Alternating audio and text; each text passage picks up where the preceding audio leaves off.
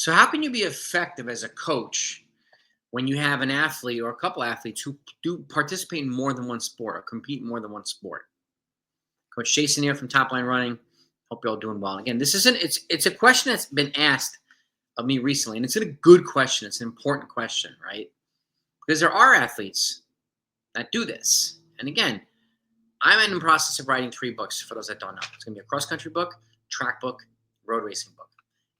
Everything is gonna have fully detailed training programs in each one, right? And tons of workouts beyond that and everything else. But I'm dedicating a chapter in the book to answer questions that folks ask that might not get them answered in other books from other coaches, right? So if you have any questions, email me, blackbeltrunningcoach@gmail.com, or follow me on TikTok, right?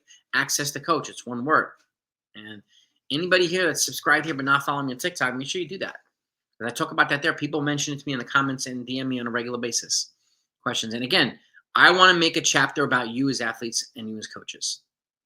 Okay, beyond content, beyond stuff. I've been coaching for 2 decades plus. I was a former competitive runner, so yeah. And I've coached at every level and pretty much every event. Okay. But beyond that, there's so many things that aren't talked about, right?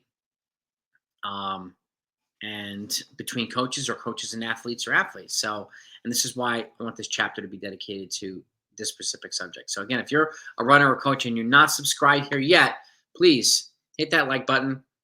Please hit that subscribe button, especially if you enjoy the content enough to want to come back. I thank you for that. Okay. And again, the question today is how can you coach effectively? And for somebody that competes in more than one sport. And since we're approaching fall in cross country, I'm going to use that season as an example, right? And generally, what happens in the fall, aside from cross country? Soccer, football. Those are the 2 main ones, right? So, and as a track coach and a cross country coach, I've come across a lot of folks who compete in soccer in the fall and then want to do track in the winter. Okay. And what are some of the things that I've noticed? Well, there's a lot of kind of 400 and 800 meter training in soccer, speed, and there's a consistent aerobic and anaerobic hit to the system. So they're getting a good amount of training already, a good amount of running training. So one of the things I've also noticed is that coaches, I can't speak for everybody, but I've seen some coaches, you have an athlete, a boy or a girl, who wants to do both, right? Wants to do soccer and then wants to run track in the fall and in the winter, right? Okay. Well, how can we contribute in a way to help the athlete without compromising what they're doing in the fall with soccer? Because they've got practice, they've got games, and so on and so forth, right? But they want to run track. So how can we help them prepare for track during soccer season? That's the one question. And again, this is why I encourage there to be a unlimited transparency in the beginning here. Okay, as an athlete, I encourage you to speak to the coaches of both teams. Coaches, I encourage you to speak with the athlete and speak to each other. Okay, how can we be on the same page here? And the reason why I bring that up is more often than not, I've seen coaches kind of butt heads, right? Well, I want him to do this, I want her to do that, so on and so forth. And it's essentially they're butting heads back and forth. It becomes a pissing match or an ego contest. Meanwhile, the athlete who wants to participate in the both sport is kind of being ignored, right? So, and when does he get a say? When does she get a say, right? Because she's the one, or he's the one that wants to do both. So, to coach effectively for me, to prepare for track, I would add one thing to the soccer, okay? And that's it. A long run over rolling hills. And let that complement what they're already doing during the soccer training with practice and games, right? And if they can get a long run every week or every other week somewhere, and it doesn't have to be the same type of long run that 2 milers and 5K runners do. No, it's applicable to them, especially if they're going to run the 4 and the 8, right? Most of them do. Some people go a little bit longer, then you can modify the long runs as you see fit, but I wouldn't modify them until track season's here, right? I would do something that's going to complement what they're doing without disturbing their preparations for what they're doing in the fall. Because the fact of the matter is they are competing for another team in the fall, right? And as a coach, I think respecting the other coaches and respecting the athlete, that's an important mode of building a good relationship in every direction, right? So thorough communication between the athletes and the coaches with each other.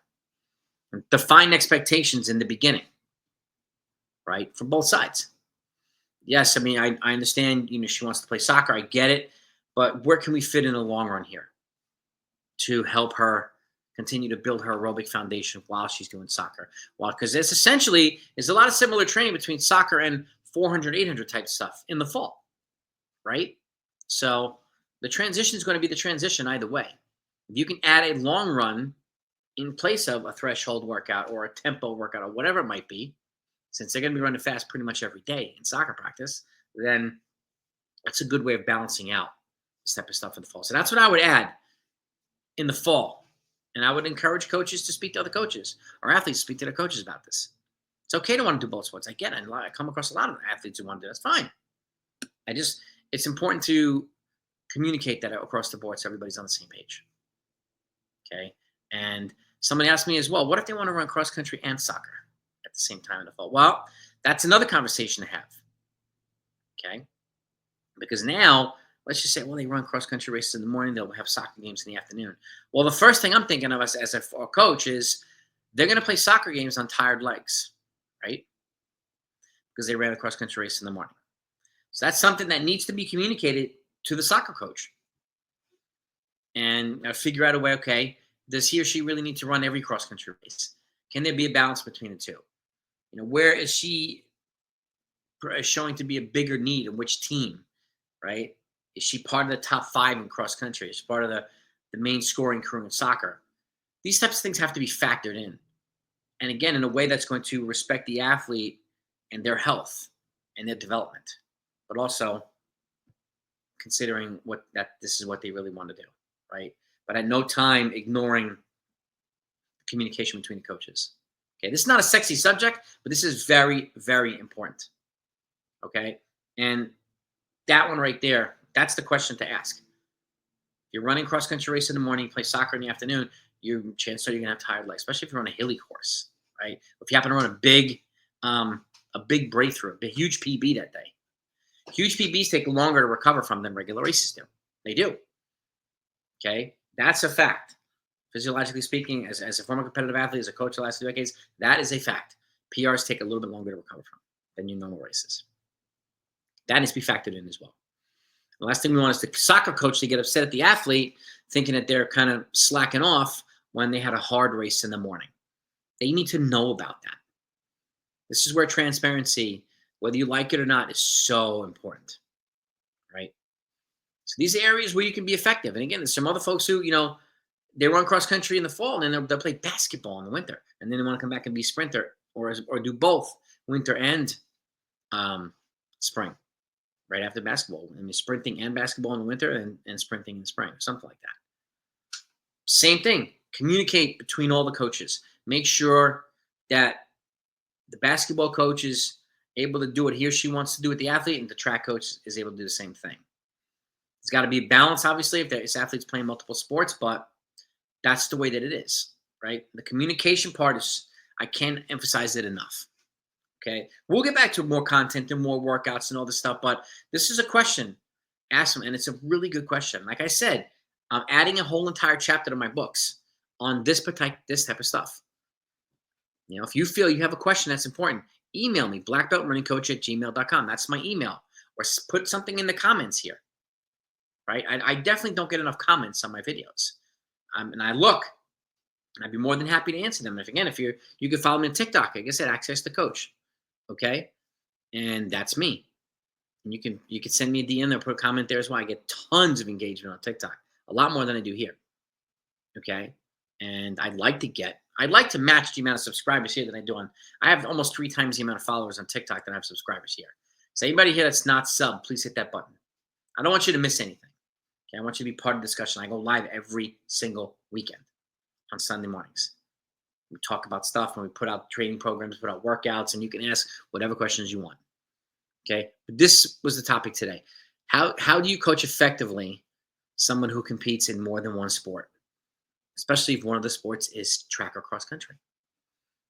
But the more immediate question right now is cross country, right? Whether they're running cross country and then they want to do something else in the winter, Fine.